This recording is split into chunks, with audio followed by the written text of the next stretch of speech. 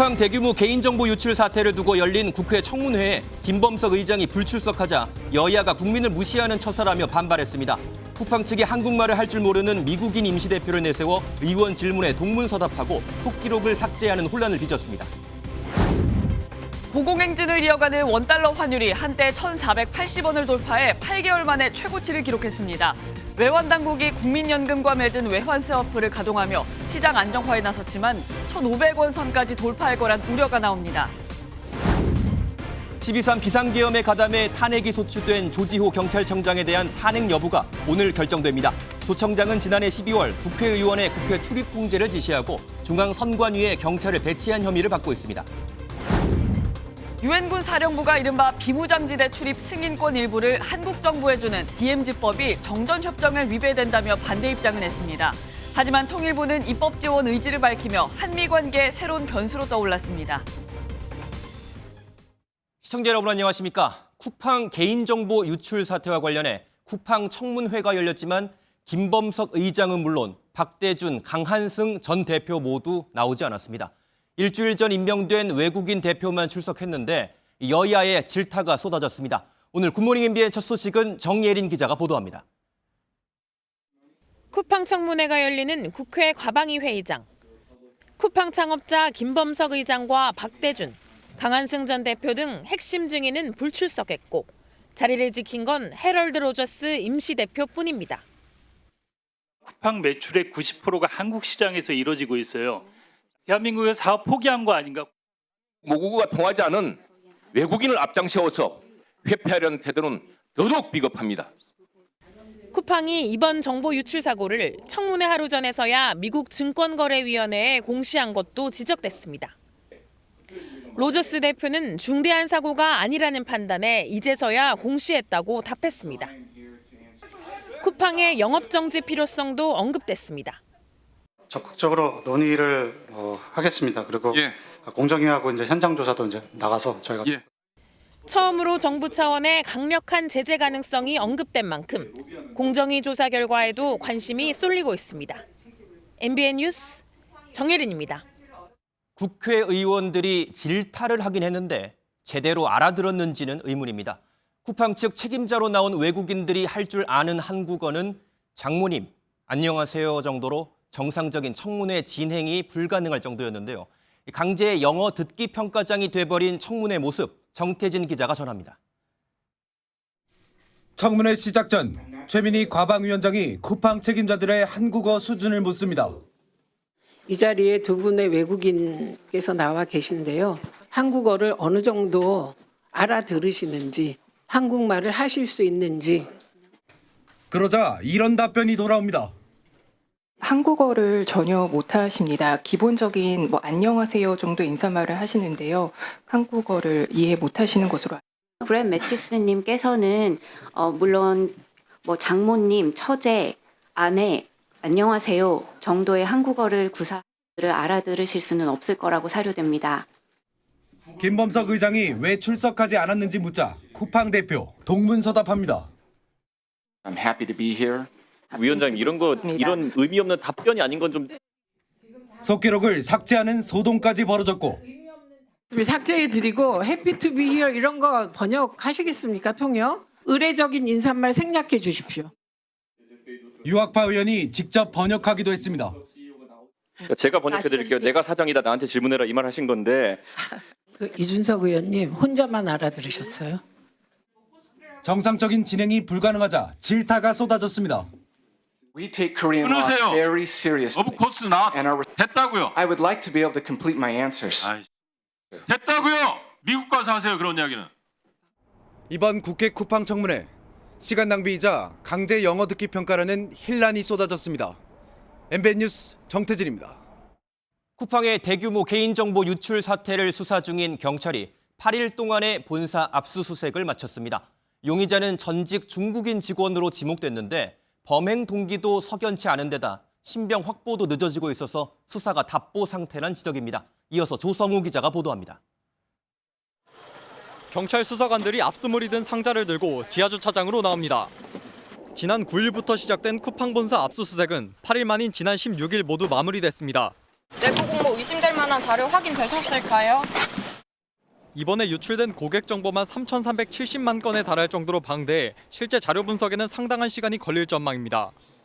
경찰은 이번 사건의 유력 용의자로 쿠팡의 전직 중국인 직원 A씨를 특정했습니다. A씨는 이미 중국으로 출국한 상태로 알려졌는데 경찰은 필요한 신병 확보 절차를 밟고 있습니다. 하지만 20년 경력의 보안 개발자였던 A씨가 왜 이런 범행을 저질렀는지는 여전히 의문입니다. 쿠팡의 고객 정보를 유출했다며 회사에 협박 메일을 보내면서도 정작 금품은 요구하지 않았기 때문입니다. 이 때문에 조직 내 갈등을 겪었거나 산업 스파이 가능성 등 여러 추측이 나오는데 정확한 범행 동기는 여전히 오리무중입니다. 경찰은 이번 사태와 관련해 쿠팡 법인과 박대준 전 대표이사 고소인을 조사하는 등 본격적인 수사에 나선 상황입니다.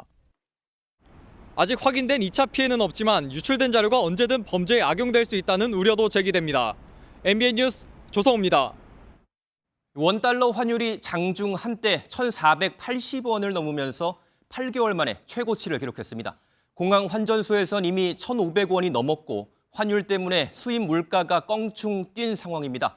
더 큰 문제는 조만간 1,500원대가 현실화될 거란 우려입니다. 보도에 조희로 기자입니다. 어제 원달러 환율은 1,474원대로 출발해 가파르게 상승하더니 1,479.8원에 마감했습니다. 장중 한때는 1,480원을 돌파해 8개월 만에 최고치를 기록했습니다. 미중 관세 갈등이 최고조에 달했던 4월 정점을 찍고 떨어진 환율은 7월부터 꾸준히 상승해 이번 달 평균은 1,470원, 외환위기 이후 월간 최고 수준 흐름을 이어가고 있습니다. 달러 강세에 외국인의 국내 주식 매도 등 원인은 복합적입니다. 외국인 순매도 규모가 계속 이어지고 있긴 하지만 규모 자체는 조금 줄었기 때문에 엔화가 오히려 약세로 간 부분이 원달러 환율도 끌어올리는 요인으로. 공항 환전소 환율은 이미 1,500원을 돌파해 여행객들은 비상에 걸렸습니다. 수입 물가가 오르면서 겨울철 대표 간식인 붕어빵도 쉽사리 3억 끼 주저할 수준이 됐습니다. 이처럼 고환율 때문에 수입과 관련된 쪽은 직격탄을 맞고 있지만 수출 기업은 호조를 띄어 양극화 우려가 나옵니다. 환율이 이렇게 올라가게 되면 우리 내부에서 이익을 보는 사람과 손해를 보는 사람이 극렬하게 나뉘어집니다. 성장의 양극화 이런 문제를 생각할 때는 이게 안심할 수 있는 그런 수준은 아니라고 생각하고요. 꺾일 줄 모르는 환율 고공행진에 정부는 국민연금과 맺은 외환 스와프를 가동하며 시장 안정화에 나선 상황. 하지만 일각에선 조만간 1,500원을 돌파할 거라는 우려를 내놓고 있습니다. MBN 뉴스 조희로입니다. 12.3 비상계엄에 가담했다는 이유로 탄핵이 소추된 조지호 경찰청장의 파면 여부가 오늘 결정됩니다. 지난해 12월 국회에서 탄핵 소추안이 가결된 지 1년 만입니다. 이지율 기자가 보도합니다. 헌법재판소가 오늘 오후 2시 조지호 경찰청장에 대한 탄핵 심판 사건 선고를 내립니다. 12.3 비상계엄 당시 국회 출입 통제를 지시한 혐의로 탄핵 소추안이 가결돼 직무가 정지된 지 1년 만입니다. 경찰청장 조지호 탄핵 소추안은 총 투표수 295표 중 가 202표, 부 88표, 기권 1표, 무효 4표로서 가결되었음을 선포합니다. 현직 경찰청장이 탄핵 소추로 직무가 정지된 건 헌정사상 처음입니다. 국회 측은 조 청장이 경찰력을 동원해 국회 출입을 통제하고 중앙선거관리위원회와 선거연수원에 경찰을 배치하는 등 헌법과 법률을 위반했다고 주장했습니다. 반면 조 청장은 앞서 최후 진술을 통해 초유의 상황에서 모든 판단을 완벽하게 하는 건 거의 불가능하다면서도 단 한 번이라도 기회가 있었다면 비상계엄은 잘못된 판단이라 말했을 거라고 밝혔습니다. 오늘 헌재 선고 이후 경찰청장 등 수뇌부 인사도 탄력을 받을 것으로 보입니다. 탄핵이 인용되면 즉시 파면되며 기각되더라도 경찰 징계 절차를 통해 해임 수순을 밟을 가능성이 크다는 관측입니다. MBN 뉴스 이주일입니다. 통일교 금품 수수 의혹을 수사 중인 경찰이 어제 뇌물 공여 혐의로 입건된 한학자 통일교 총재에 대한 첫 접견 조사를 마쳤습니다. 그런데 조사 과정에서 한 총재는 금품 수수 의혹은 전혀 모르는 일이라면서 혐의를 전면 부인한 것으로 MBN 취재 결과 확인됐습니다. 김세희 기자의 단독 보도입니다. 특별수사팀이 어제 서울구치소에 구금 중인 한학자 통일교 총재를 접견 조사했습니다. 조사는 오전 9시 30분부터 3시간 동안 진행됐습니다. MBN 취재 결과 한 총재는 경찰 조사에서 통일교 금품 수수 의혹과 관련해 전혀 모르는 일이라며 혐의를 부인한 것으로 확인됐습니다. 한 총재는 윤영호 전 세계본부장이 권한을 크게 가지면서 벌어진 일들이라며 문제가 됐으면 그전에도 같은 문제가 있었어야 되는 것 아니냐는 취지로 진술한 것으로 파악됐습니다. 또 지금까지 정치에 개입한 적 없다는 취지로 말한 것으로 확인됐습니다. 경찰은 한 총재를 상대로 정치권 인사들에게 현금 수천만 원과 명품 시계가 전달된 정황 등을 캐물을 걸로 전해졌습니다. 특히 지난 8월 특검 조사에서 정치인들에게 금품을 건넸다고 밝힌 윤 전 본부장 진술의 신빙성을 확인하는 데 집중한 것으로 알려졌습니다. 윤 전 본부장은 한 총재의 지시로 여야 정치인에게 금품을 전달했다고 주장하고 있어 통일교의 금품 수수 의혹은 진실 공방으로 비화해 경찰 수사가 난항에 빠질 가능성이 커졌습니다. 특별수사팀은 어제 한 총재의 최측근으로 알려진 통일교 관계자를 불러 참고인 조사도 진행했습니다. 또한 통일교 측이 지난 2019년 작성한 국회의원 후원 명단을 확보하고 실제 자금이 흘러갔는지 확인하고 있습니다. 경찰은 정치권 인사들에 대한 소환 조사 등으로 수사를 확대할 방침입니다. MBN 뉴스 김세희입니다. 통일교 금품 수수 의혹이 커지는 가운데 1억 원을 받은 혐의로 기소된 권성동 국민의힘 의원에 대해 검찰이 징역 4년을 구형했습니다. 김건희 특검팀은 권 의원이 특정 종교단체와 결탁해 헌법 가치를 훼손하고 국민 신뢰를 저버렸다고 말했는데 권 의원은 최후 진술에서 돈을 받은 사실이 없다면서 무죄를 주장했습니다. 최희지 기자가 보도합니다. 통일교 불법 정치자금을 받았다며 권성동 의원을 구속 기소한 김건희 특검이 권 의원에 대해 징역 4년에 추징금 1억 원을 구형했습니다. 특검은 국민의 신뢰를 저버리고 수사부터 재판까지 반성하지 않는 태도를 보였다며 중형이 불가피하다고 설명했습니다. 권 의원이 수수했다고 의심되는 1억 원도 추징해야 한다고 밝혔습니다. 하지만 권 의원 측은 통일교 측으로부터 돈을 받은 적이 없다는 일관된 입장을 보이면서 사실관계를 두고 공방이 계속됐습니다. 권 의원은 최후 발언이 진행된 10분 동안 지난 공직 생활의 최우선 가치는 명예이며 돈에 환장하지 않는 이상 일어날 수 없는 일이라며 억울함을 토로하기도 했습니다. 마지막 재판까지도 양측 주장이 엇갈리면서 재판부는 권 의원에게 전달됐다는 1억 원에 대한 실물 검증을 진행하기도 했습니다. 법정에 양측 모두가 준비한 현금 1억 원의 돈다발이 등장했고 권 의원에게 전달됐다는 봉투와 유사한 봉투에 돈 뭉치를 직접 담아보며 사실관계를 확인했습니다. 양측 입장을 수렴한 재판부는 오는 1월 28일 1심 선고를 진행하기로 했습니다. MBN 뉴스 최희지입니다. 어제 업무보고에서 이재명 대통령이 윤석열 정부 당시 추진했던 동해 유전 개발 사업, 이른바 대왕고래 프로젝트에 대해 쓴소리를 했습니다. 사업을 추진한 한국석유공사에게 생산 원가를 제대로 따져보지도 않고 나라 돈을 쓸 생각이었냐며 추궁했습니다. 이혁근 기자가 보도합니다. 산업통상부 업무보고에선 윤석열 정부 때인 2023년 본격 추진된 동해 유전 개발 사업이 도마에 올랐습니다. 이게 그 유명한 석유공사입니까? 한국석유공사는 이른바 대왕고래 프로젝트로 불린 동해 유전 개발의 실무를 담당한 곳입니다. 이어 계산은 제대로 하고 추진한 것이냐며 날선 질문을 이어갑니다. 난다고 치고 계산을 했을 때 배럴당 생산 원가가 얼마쯤 될 걸로 추산됐습니까? 변수가 많기 때문에 그 계산 안 해봤다는 얘기예요? 예, 변수가 많으면 안 해야 되는 거 아니에요? 답변이 모호하자 사업성도 모르면서 거액의 나라 돈을 쓸 생각이었느냐고 추궁합니다. 개발 가치가 있는지 없는지도 모르는 걸 가지고 수천억을 투입할 생각이었어요? 아무 데나 막 팝니까 그런다고 해서? 자산보다 빚이 더 많은 석유공사가 자산을 팔아서 문제를 해결하겠다고 답변했지만 이 대통령은 쓴소리를 이어갔습니다. 불량자산을 판다고 개선되지는 않잖아요. 대통령의 질타가 이어지자 산업통상부는 산하기관인 석유공사의 투명성을 높이는 등 조직 혁신을 추진하겠다고 밝혔습니다. MBN 뉴스 이혁근입니다.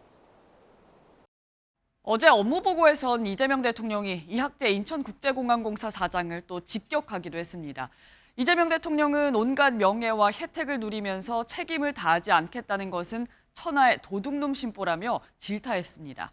업무 보고는 정치적 논쟁의 자리가 아니라고도 지적했는데 특정 개인의 문제가 아니라 했지만 사실상 이학재 사장을 염두에 둔 것으로 해석됩니다. 송주영 기자가 보도합니다. 온갖 명예와 혜택은 다 누리면서도 책임은 다하지 않겠다는 그런 태도는 정말 천하의 도둑놈 신부 아닙니까? 이재명 대통령이 세종에서 열린 4차 업무보고에서 꺼낸 말입니다. 공직자의 책임성을 강조한 대목인데 이 대통령은 특히 업무보고에서 애매한 표현과 허위 보고를 하지 말라고 강조했습니다. 지난 10일 국토교통부 업무보고에 참석한 이학재 인천국제공항공사 사장을 예로 들었는데 외화 반출 관련 질문에 제대로 답변하지 못했기 때문입니다. 인천공항에서 주로 하는 업무는 아니고 그거 안 한다는 얘기네. 그럼 저희가 이제 그런 것들을 이번에도 저희가 적발을 해갖고 세관으로 넘겼습니다. 제가 물어보는. 업무보고 이후 이 사장은 SNS를 통해 외화 반출 단속은 관세청 업무이고 오히려 이 대통령 책갈피 달러 발언으로 범죄 수법이 노출됐다고 반격했습니다. 이에 대해 이 대통령은 관세청과 인천공항공사 간 양해각서 체결로 미화 1만 달러 이상 외화 반출 단속은 인천공항공사가 맡기로 했다며 재반박했습니다. 누가 또 그런 얘기도 했더라고. 그러면 사랑과 전쟁은 바람피는 법을 가리킨 거야? 이 대통령은 업무보고를 정치적 논쟁의 자리로 악용하지 말라고 경고했는데 야당 3선 의원 출신으로 내년 6월 지방선거 출마설이 나오는 이학재 사장을 겨냥했다는 해석이 나옵니다. MBN 뉴스 송주영입니다. 이학재 인천국제공항공사 사장도 역시 그냥 넘어가지 않았습니다. 외화 불법 반출 단속의 법적 책임은 관세청에 있다고 재차 반박했는데요. 민주당은 이 사장의 태도를 질책했고 야권은 이 대통령에게 비판을 쏟아냈습니다. 이어서 노하린 기자가 보도합니다.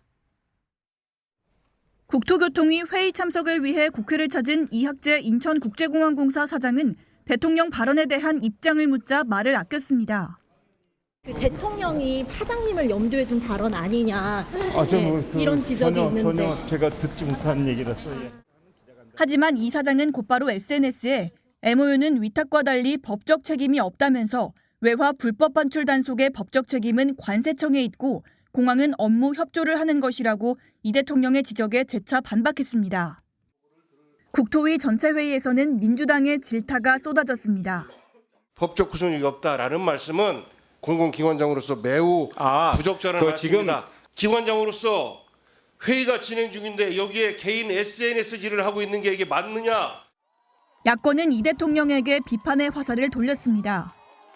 한동훈 전 국민의힘 대표는 치졸하다며 공사에 누구를 보내려고 집요하게 이러느냐, 김현지라도 보내는 것이냐고 꼬집었습니다. 오세훈 서울시장은 국가유산청장으로부터 종묘업 개발의 진행 상황을 보고받은 이 대통령을 겨냥해 모르면서 아는 척하지 말라고 직격했습니다. 수박 겉핥기식 질문과 답변으로 서울시의 미래도시 전환 노력을 폄훼했다는 겁니다.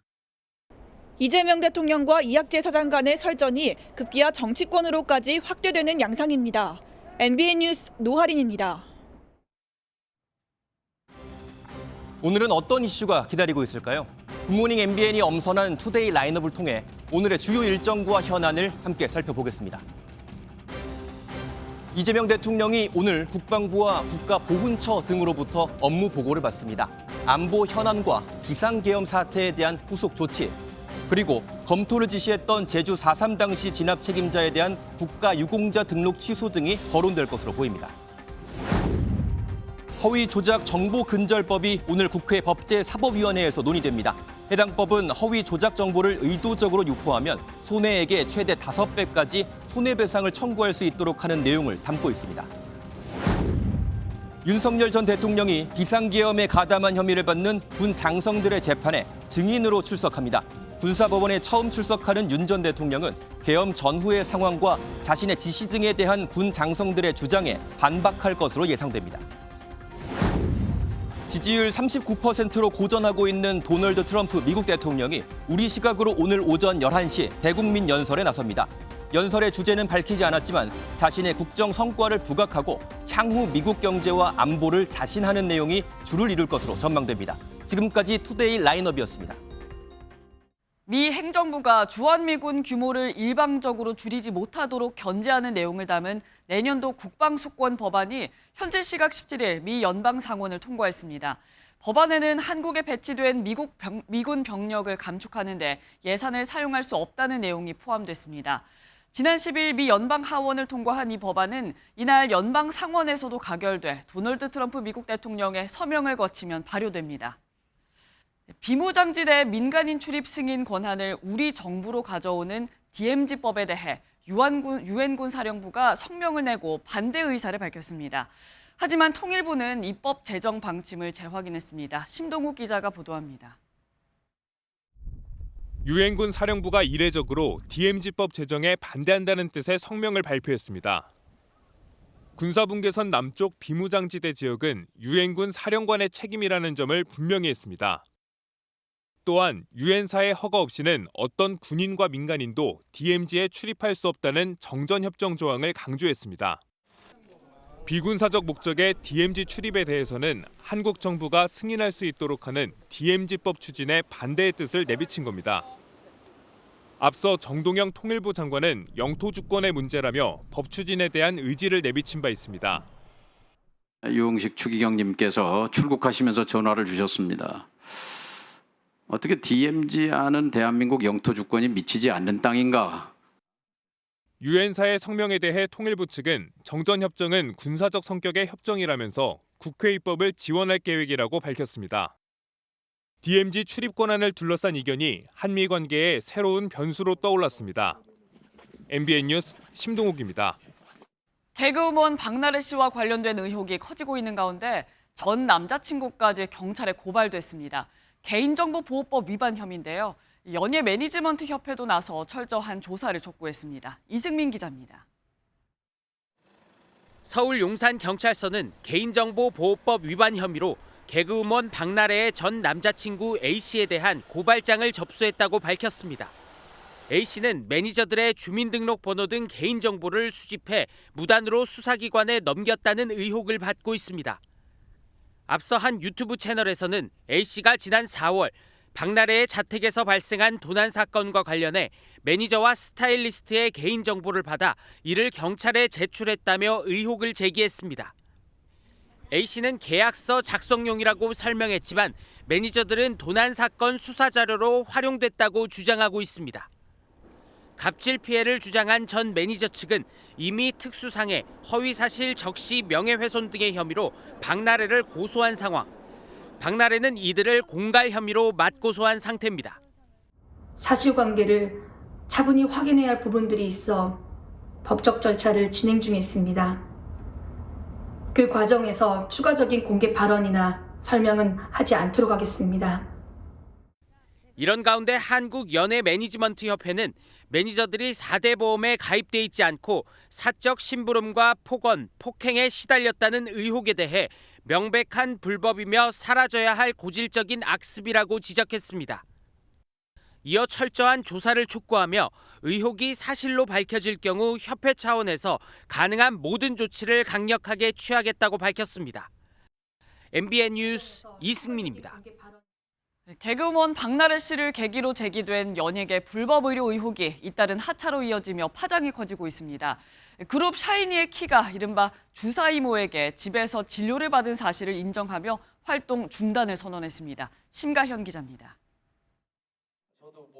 샤이니의 키 소속사 SM엔터테인먼트는 입장문을 통해 주사 이모와 키가 지인이 추천한 강남의 한 병원에서 알게 된 사이라며 집에서 몇 차례 진료를 받은 적이 있다고 인정했습니다. 해당 인물이 의사가 아니라는 사실은 최근 인지했다며 키가 본인의 무지함을 깊이 반성하고 있다고 덧붙였습니다. SNS에서도 재차 사과한 키는 놀라운 토요일과 나 혼자 산다를 포함해 출연 중인 모든 프로그램 하차를 선언했습니다. 지킬 거 지키고 그러니까 실망만 시켜드리지 말자. 그러니까 사회면에 나오면 안 돼. 하지만 키의 어머니가 대학병원에 30여 년 근무한 간호사로 알려지면서 의사가 아닌 줄 몰랐다는 해명이 또 다른 논란이 되고 있습니다. 또 일명 주사 이모가 키 외에도 다수의 연예인과 친분을 과시했다는 점에서 불법 의료 행위와 관련한 연예인이 추가로 나올 수 있다는 관측도 제기됩니다. 박나래가 전 매니저들에게 갑질을 했다는 폭로에서 촉발된 주사이모 불법 의료 논란이 연예계 전체를 뒤흔들 핵폭탄이 될지 긴장감이 감돌고 있습니다. MBN 뉴스 심가현입니다.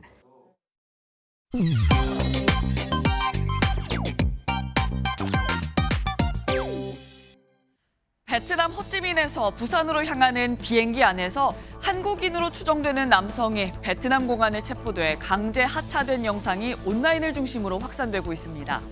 베트남 현지 SNS엔 한국 남성이 기내에서 베트남 여성에게 부적절한 행동을 했다라는 설명과 함께 체포되는 영상이 공유됐는데요.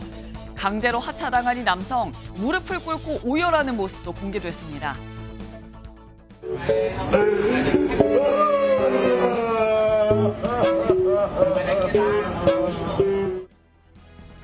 태극기가 새겨진 흰색 반팔 티셔츠가 눈에 띄는데요. 누리꾼들은 창피함은 왜 우리 몫인가, 태극기 옷은 왜 입었냐, 피해자에게 사과나 하지 왜 오열을 하냐 등 비판을 쏟아냈습니다. 강원도 강릉의 한 도로, 한 아이가 축 늘어진 상태로 할아버지와 할머니에게 엎여 있는데요. 약과 함께 먹은 젤리에 기도가 막혀 아이가 의식을 잃은 상태였습니다. 그런데 때마침 한 여성이 다가오더니 보호자의 동의를 받고 즉시 하임리히법을 실시합니다. 하임리히법은 목에 이물질이 걸려 기도가 막혔을 때 흉부에 압박을 가해 이물질을 빼내는 응급처치법인데요. 약 30초 뒤 아이는 젤리를 토해내며 의식을 되찾았습니다. 알고 보니 여성 강릉경찰서 소속 경찰관이었는데요. 누리꾼들은 정말 천운이다, 길거리에서 생명의 은인을 만났네, 내가 다 감사하다 등 반응을 보였습니다. 가족들 역시 국민신문고에 슈퍼우먼 덕분이라며 감사글을 남기고 자필 편지도 따로 전달했다고 하네요. 혹시 오래된 에어컨이 있다면 생각지도 못한 목돈이 될 수도 있습니다. 20여 년 전 한 가전회사가 판매한 특정 에어컨 모델에 순금 로고가 부착된 걸로 알려져 뒤늦게 화제가 되고 있는데요. 에어컨에서 띄었던 성면이 이게 금인지 어떻게 아셨어? 그 가지고 오는 아저씨가 금이라고 그러고 광고에서도 금이라고 계속 그랬어. 분석하니까 993 순금이에요, 순금. 네, 그래서 요 금액이 71만 3천 원. 당시엔 큰 돈이 아니었지만 현재 금 시세론 무려 70만 원이 넘는 가격에 팔 수 있다는데요. 누리꾼들은 당장 에어컨 모델 살펴봤다, 금인 줄 모르고 버렸는데 본가 가서 살펴봐야겠다 등 다양한 반응을 보이고 있습니다. 지금까지 인터넷 와글와글이었습니다.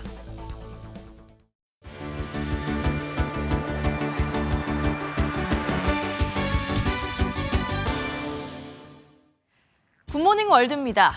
결혼식의 주인공은 단연 신랑과 신부죠. 그런데 일본에선 신랑이 나타나지 않은 채 결혼식이 진행됐다고 합니다. 어찌 된 일일까요?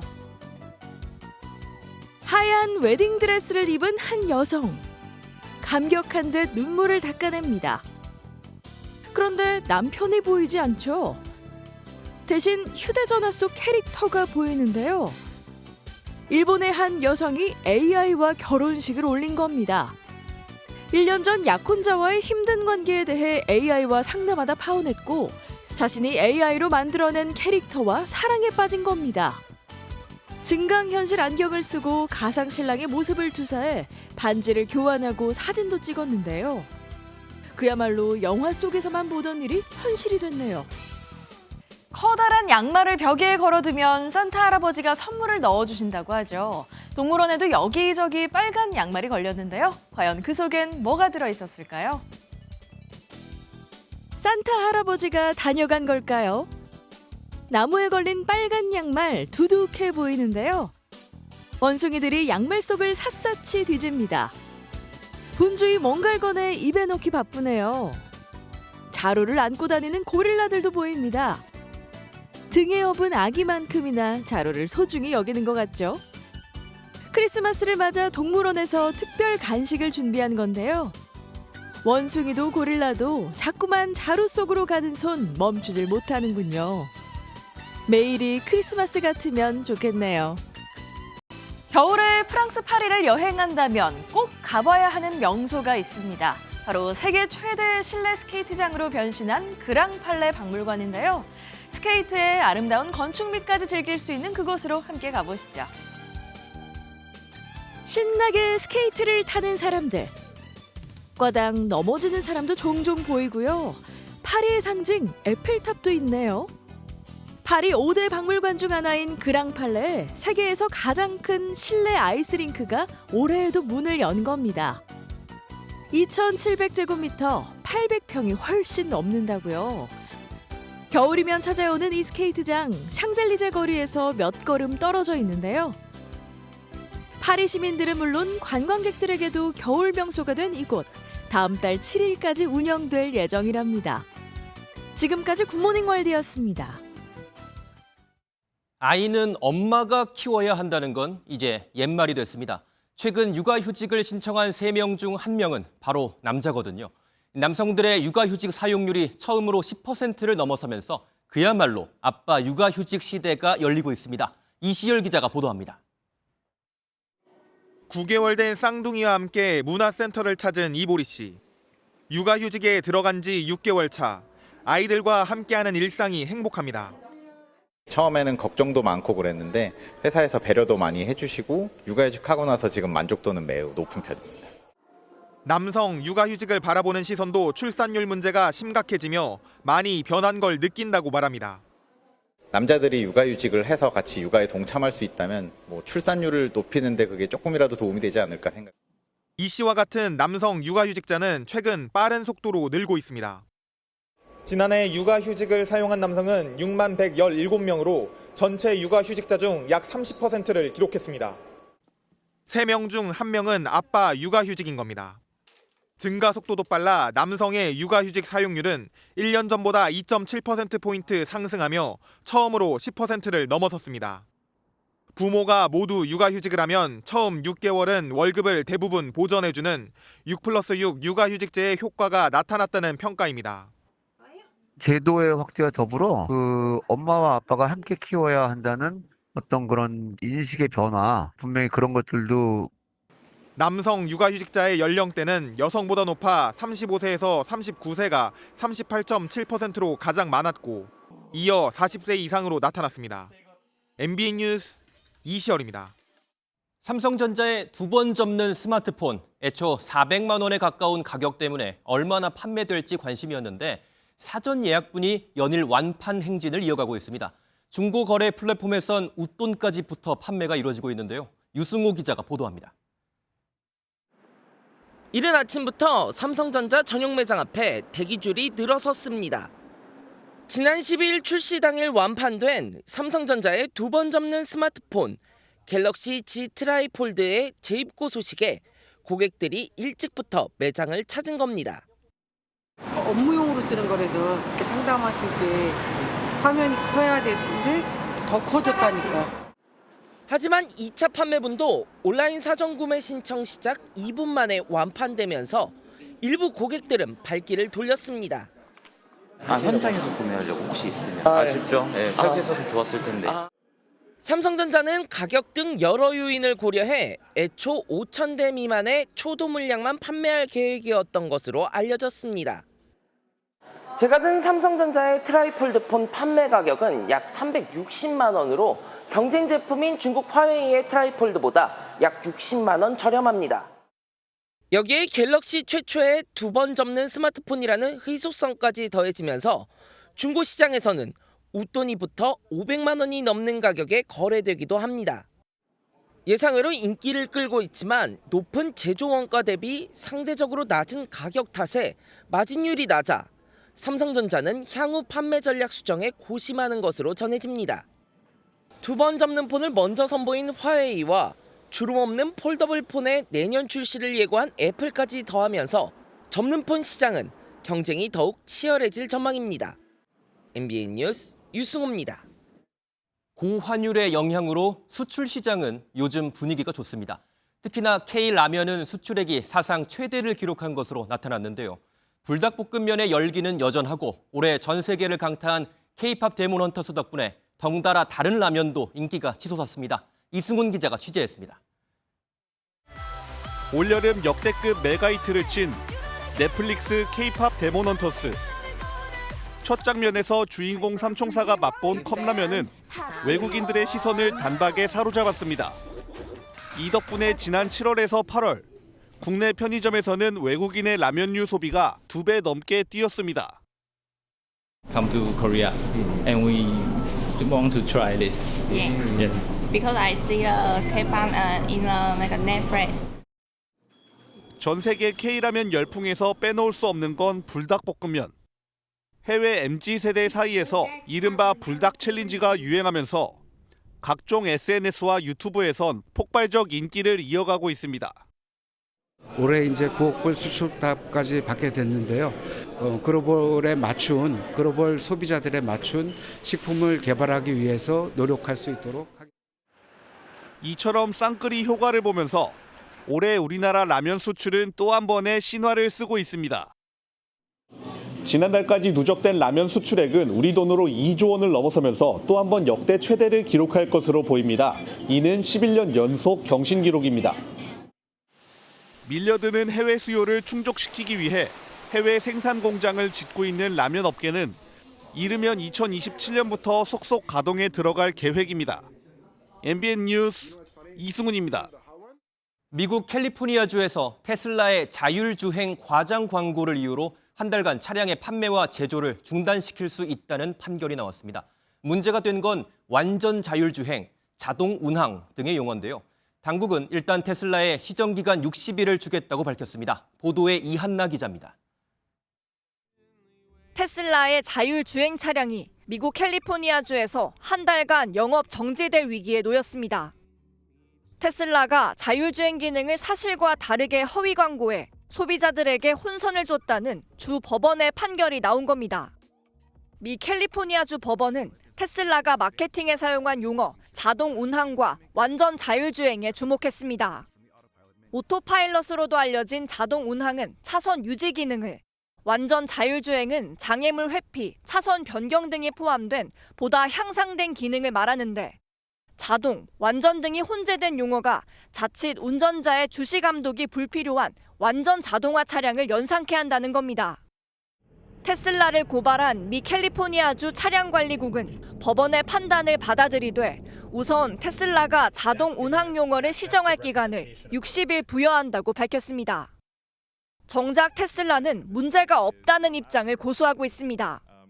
테슬라 측은 이번 조치는 자동 운항 용어 사용에 관한 소비자 보호 명령으로 단 한 명의 고객도 문제로 삼지 않은 사안이라며 캘리포니아에서 판매는 차질 없이 계속될 것이라고 밝혔습니다.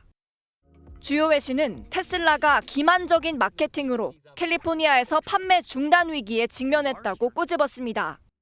MBN 뉴스 이한나입니다.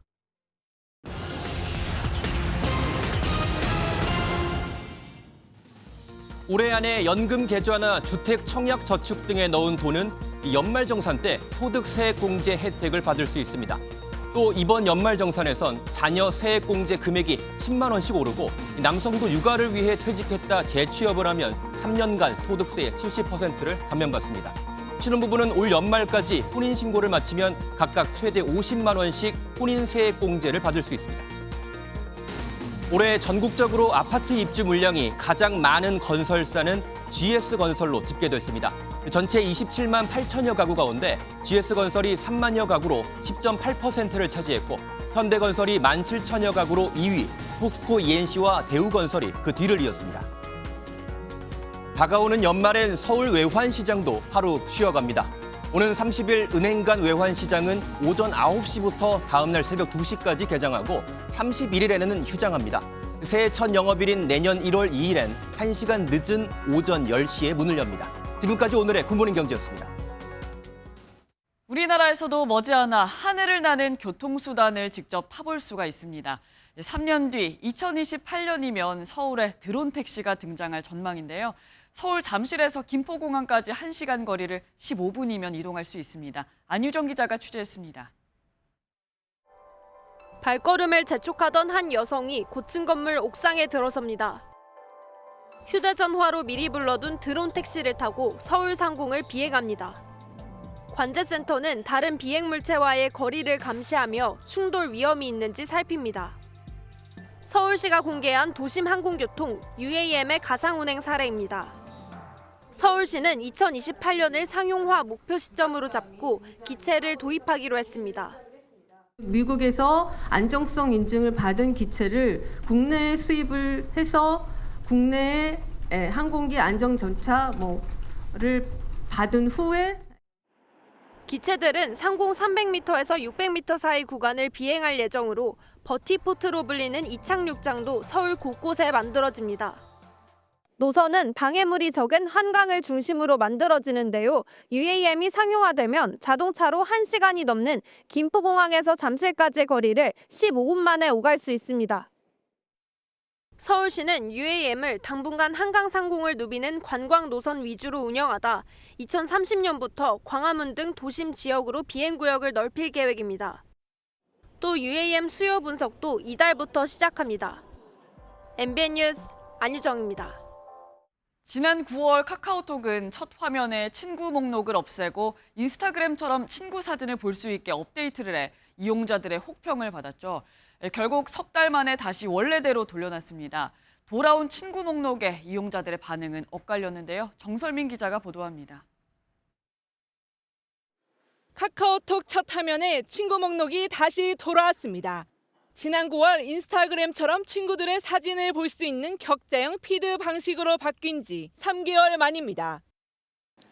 9월 업데이트 이전으로 완전히 되돌리는 대신 이렇게 친구와 소식 두 가지 형태 중 선택할 수 있도록 했습니다. 친구 탭을 선택하면 친구 목록이 쭉 뜨고 소식 탭을 선택하면 이전처럼 친구가 올린 사진과 글을 확인할 수 있습니다. 석 달 전 15년 만에 대규모 개편을 단행한 카카오톡은 직후부터 별점 1점을 받는 등 혹평이 쏟아졌고 국회 국정감사에서 질타를 받기도 했습니다. 조만간에 빨리 개선될 수 있도록 최대한 노력을 하겠습니다. 돌아온 친구 목록에 이용자들은 반가움을 표하면서도 선택권이 있어서 훨씬 더 나아졌다라는 생각이 들긴 들었어요. 여전히 친구 소식 확인 등 이전 형태가 남아있는 것에 부정적 반응도 보였습니다. 쓸데없는 그 어플과 취지에 맞지 않는 게 많이 있으면 필요가 없는 그냥 부가 서비스이지 않을까. 이번 친구 탭 복원을 통해 국민 메신저라는 명성에 난 흠집을 메울 수 있을지 주목됩니다. MBN 뉴스 정세민입니다. 날개나 프로펠러도 없이 이렇게 하늘을 나는 자동차의 모습, 영화 속에서나 볼 수 있는 장면이었을 텐데요. 10년의 연구 끝에 미국의 항공 스타트업이 본격 생산에 들어갔습니다. 첫 고객은 당장 내년에 차량을 받을 예정인데 어떤 모습일지 강재묵 기자가 전해드립니다. 천천히 도로 위를 달리던 차 한 대가 날아오릅니다. 잠시 뒤 앞에 있는 차를 제치듯 지나가더니 다시 바닥으로 내려옵니다. 하늘을 나는 자동차가 시범 운행을 하는 모습입니다. 이제 본격 생산에 들어갔습니다. 날개 없이 하늘을 나는 자동차는 처음입니다. The company just announced that it has actually started building its Model A ultralight flying car. And yes, real customers are already in line to get their hands on it. 미국의 항공 스타트업이 10년 넘게 연구해 왔는데 당장 내년에 고객에게 넘길 첫 차량을 만들고 있는 것입니다. 차량의 이름은 모델 A 울트라 라이트. 총 무게는 약 385kg으로 법적으로는 소형 전기차와 같은 초경량 저속 차량으로 분류됩니다. 전기 동력만으로 구동되는 것이 특징인데 운전석 주변에 설치된 프로펠러를 통해 시속 177km까지도 비행할 수 있습니다. 미국 실리콘밸리 공장에서 수작업으로 제작될 예정으로 가격은 $30만, 우리 돈으로 4억 4천만 원에 달하는데 이미 3,500대가 선 주문된 걸로 알려졌습니다. MBN 뉴스 강재묵입니다. 찬바람이 밀려들면서 미세먼지가 해소되고 있습니다. 그래도 오전까지 충북과 경북 지역은 초미세먼지 농도 나쁨 수준을 보이겠습니다. 오늘 아침은 반짝 영하권 추위가 찾아왔습니다. 현재 서울이 영하 1.7도, 경북 봉화는 영하 7도 선까지 떨어져 있는데요. 어제와 비교했을 때 기온 변화가 커서 더욱 춥게 느껴질 수 있겠습니다. 따뜻하게 입고 나오셔야겠습니다. 오늘 오전까지는 경기 동부와 강원 내륙, 충북 지역으로는 가시거리 200m 미만의 짙은 안개가 끼겠고요. 원주 공항으로는 저시정 경보도 내려져 있습니다. 오늘 전국 하늘 대체로 맑게 드러나겠습니다. 이동하실 때는 빙판길을 조심하셔야겠습니다. 이 시각 현재 기온을 보면 서울이 영하 1.7도, 대구가 영하 1.6도까지 떨어지면서 어제보다 4에서 10도가량 낮습니다. 낮 기온은 서울이 7도, 부산은 14도까지 올라서 일교차가 크겠습니다. 주말인 토요일에는 전국적으로 비가 내리겠습니다. 비가 내리고 나면 기온이 다시 뚝 떨어져서 춥겠습니다. 날씨였습니다. 저희는 내일 아침 7시에 더 알찬 소식으로 돌아오겠습니다. 건강하고 행복한 하루 보내시기 바랍니다. 고맙습니다.